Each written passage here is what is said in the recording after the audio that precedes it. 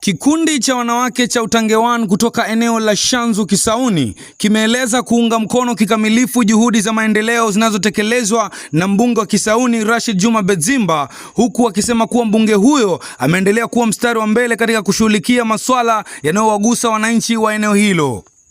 Mheshimiwa wetu Bedzimba, tunajua wewe tulikupigia kura, tulikupitisha, na sasa hivi pia tuko karibu na wewe na tutakupitisha. Utaenda tena awamu nyingine. Wakizungumza kupitia mwenyekiti wao Mama Agripina Mwatika, wanachama wa kikundi hicho walimshukuru Bedzimba kwa mchango wake katika maendeleo ya Kisauni na kwa kuendelea kusikiliza sauti za wananchi. Tunataka kutoa shukrani. Tulipatwa na mkasa hapa shambani. Kuna mtoto wetu tarehe 1 aliaga, alipigwa risasi hapa shambani. Lakini wewe ulikuja ukatushika mkono, na ile bili ilikuwa pale hospitali. Wewe ndio ulitukamilishia na tukatoa yule mtoto tukaenda tukazika.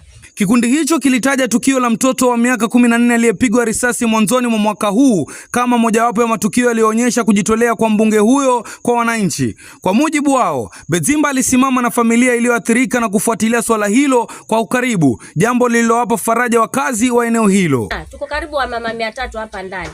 Na sasa wamama wamenituma wakasema, jamani, sisi tukiwa na mikutano yetu tunakaa chini ya mikeka, hata ukiwaangalia wamekaa chini ya mkeka. Wanasema tunahitaji msaada wa viti.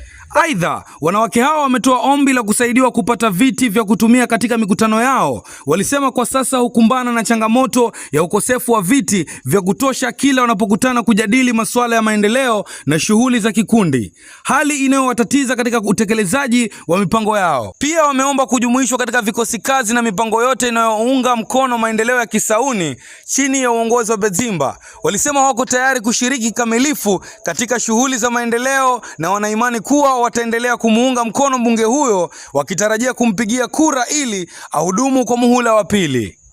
Nikiripotia Shanzu TV, jina langu ni Davis John Kahindi.